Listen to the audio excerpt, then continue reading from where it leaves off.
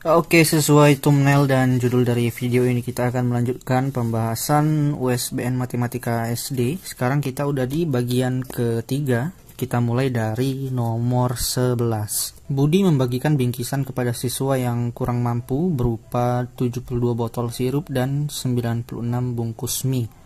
Jika diberikan kepada siswa dengan jumlah yang sama dan jenis yang sama, maka jumlah siswa yang menerima paling banyak ada ... anak. Nah, untuk mencari berapa anak yang menerima bantuan si Budi, kita tinggal mencari FPB antara 72 dengan 96. Nah, maksud dari soal ini itu adalah ketika si Budi membagikan bantuan berupa 72 botol sirup dan 96 bungkus mie, pertanyaannya berapa anak yang akan mendapat bantuan tersebut dengan catatan jumlahnya sama dan jenis bantuannya itu sama. Oke, kita cari FPB-nya ya. Nah, untuk mencari FPB itu kebalikan dari KPK.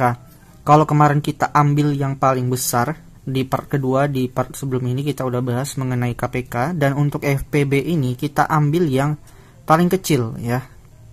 Nah, yang paling kecil. Kalau KPK kemarin kita ambil yang paling besar. Karena yang paling kecil antara 96 dengan 72 ini adalah 72. Nah, 72 ini kita ambil, kemudian kita buat pohon faktornya. Nah, kalau 72 berarti 2 dikali 36. Kemudian 36 ini 2 kali 18. Kemudian untuk 18 itu 2 kali 9.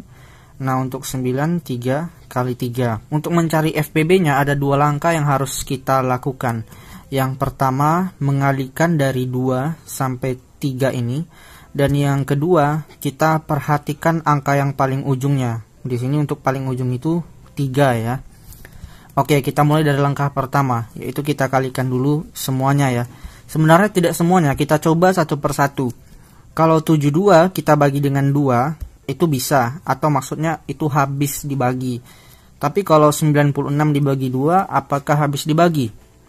Ya, 96 bagi 2 itu habis dibagi. Berarti angka 2 ini bisa dibagi dengan 72 dengan 96. Nah, apakah si 2 ini sudah jadi FPB-nya?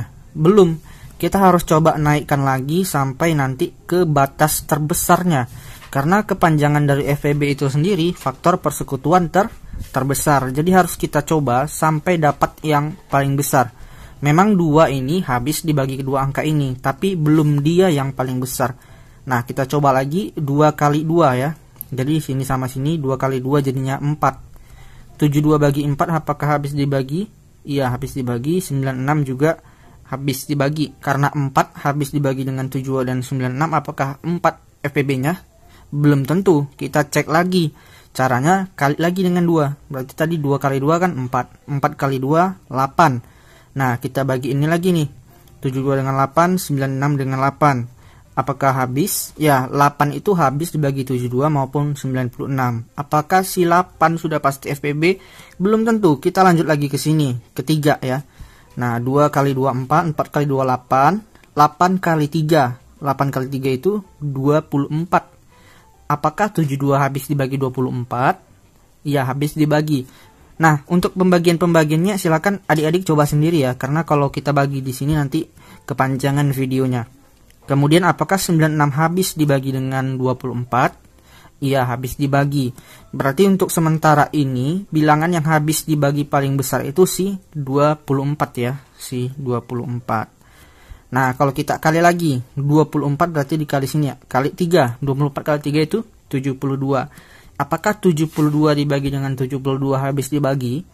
Iya, habis dibagi. Tapi kalau 96 kita bagi dengan 72 itu hasilnya berkoma, tidak bulat. Jadi 72 tidak bisa menjadi FPB. Nah, kita mundurin lagi. Berarti cuman sampai di sini tadi. Kalau sampai di sini hasil perkaliannya itu 24. Maka si 24 ini adalah FPB-nya. Nah, untuk mencari FPB, pakai cara ini hanya mempohon faktorkan satu bilangan saja, harus diperhatikan angka paling ujung di sini. Kalau nanti angka di ujung sini hasilnya besar, bisa jadi ini merupakan FPB-nya ya. Makanya tadi di awal aku bilang ada dua langkah. Pertama kita kalikan dulu dari ujung sini sampai ke sini. Kemudian kita perhatikan angka yang paling ujung.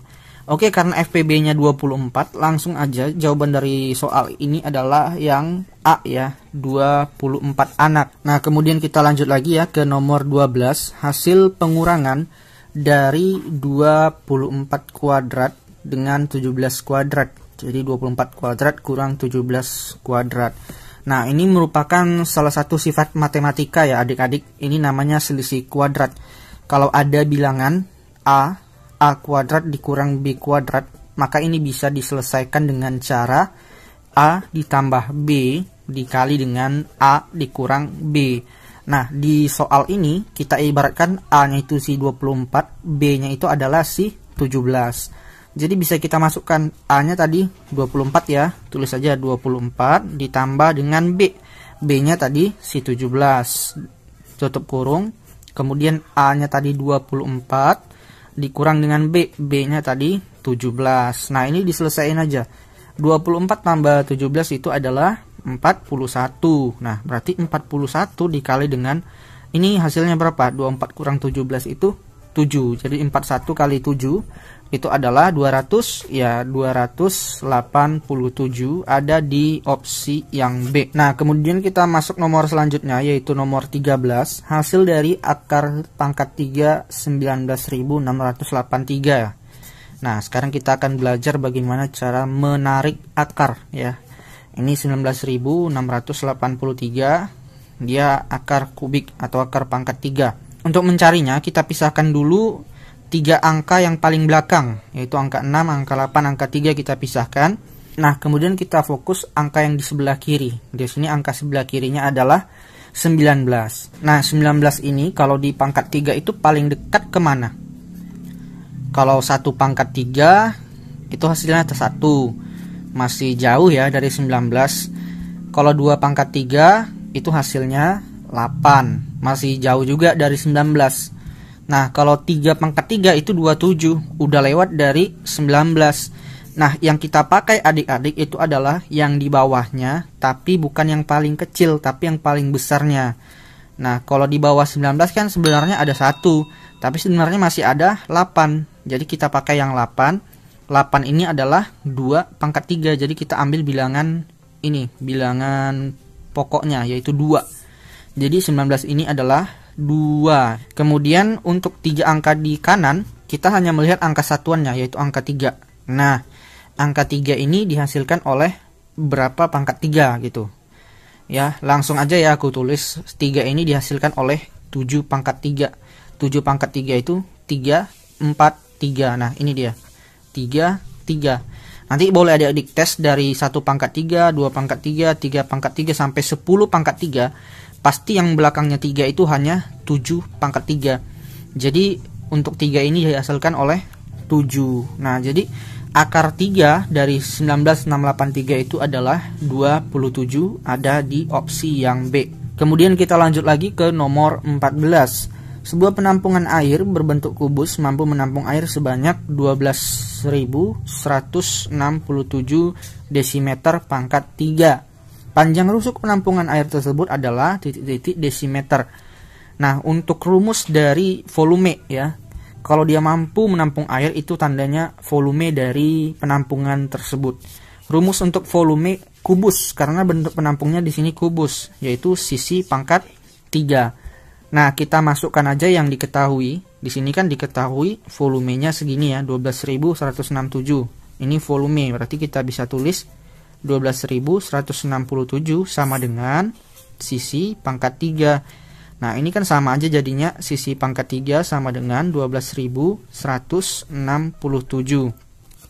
Kemudian untuk yang pangkat 3-nya ini, supaya hilang kita pindahin ke kanan, tapi dia berubah jadi akar.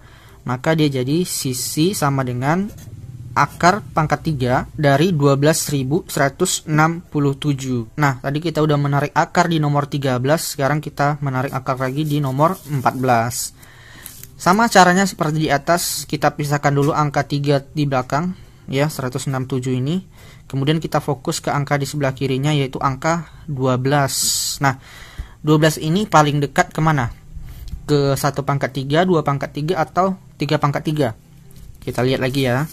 Nah, kalau 1 pangkat 3 itu 1, masih jauh dari 12. Kalau 2 pangkat 3 itu 8, udah dekat sih dengan 12. Kalau 3 pangkat 3 itu 27, udah jauh lewat dari 12. Jadi kita ambil yang paling dekat, yang masih di bawahnya, yaitu 8. Nah 8 ini 2, berarti si 12 ini bilangannya itu adalah 2. Kemudian untuk ini kita ambil satuannya. Nah satuannya 7. Dari 1 pangkat 3 sampai 10 pangkat 3, mana yang menghasilkan satuan 7? Nah, di sini udah ada nih. Yang mana? Ya, ini ya, 3 pangkat 3 belakangnya 7. Berarti dia 3. Jadi untuk 3 angka terbelakang ini menghasilkan angka 3. Nah, ini dia. Untuk akar pangkat 3 dari 12.167 adalah 23. Atau sesuai pertanyaan soal ini, sisi dari penampungan air ini adalah 23, ada di opsi yang B. Nah, kemudian kita masuk nomor 15. Siswa kelas 6 mengerjakan ulangan matematika diberi waktu 120 menit. Yuda dapat menyelesaikan soal pilihan ganda dalam waktu 1 jam. Soal isian 900 detik dan sisanya untuk mengerjakan soal uraian. Waktu untuk menyelesaikan soal uraian adalah, nah katanya si Yuda untuk menyelesaikan pilihan ganda, ya, pilihan ganda katanya 1 jam. Sedangkan untuk soal yang isian ya, soal isian itu 900 detik. Nah pertanyaannya untuk yang soal uraian dia menghabiskan waktu berapa? Sementara katanya untuk total waktu yang diberikan itu cuman 120 menit. Ya udah kita jumlahin dulu, ini udah berapa waktu yang kepake sama si Yuda. Tapi sebelum itu kita ubah dulu ke dalam menit, karena total waktu yang diberikan itu dalam menit, yaitu 120 menit. Nah 1 jam kalau jadikan menit ini tinggal kali 60. 1 jam kali 60 itu berarti 60 menit. Nah kemudian untuk 900 detik ini tinggal dibagi dengan 60. 900 bagi 60 itu adalah 15, jadi 15 menit. Nah ini kita totalin udah berapa waktu yang dihabiskan si Yuda. Jadinya 5, 6 tambah 1, 7. Nah ternyata si Yuda sudah menghabiskan 75 menit. Sementara di soal dikatakan total waktunya itu 120 menit. Nah untuk menghitung berapa waktu yang dia gunakan untuk uraian, tinggal kita kurangin aja dengan 75 menit. Ya, tinggal dikurangi dengan 75 menit. 0 kurang 5, 5. Di sini tinggal sisa 1. 1 dikurang 7. 1, 2, 3, 4, 5, 6, 7. Ada 4. Jadi total waktu yang digunakan si Yuda untuk menyelesaikan soal uraian ini 45 menit. Nah, untuk bagian selanjutnya nomor 16 sampai nomor 20 silakan lihat di bawah kiri layar. Aku ucapkan terima kasih.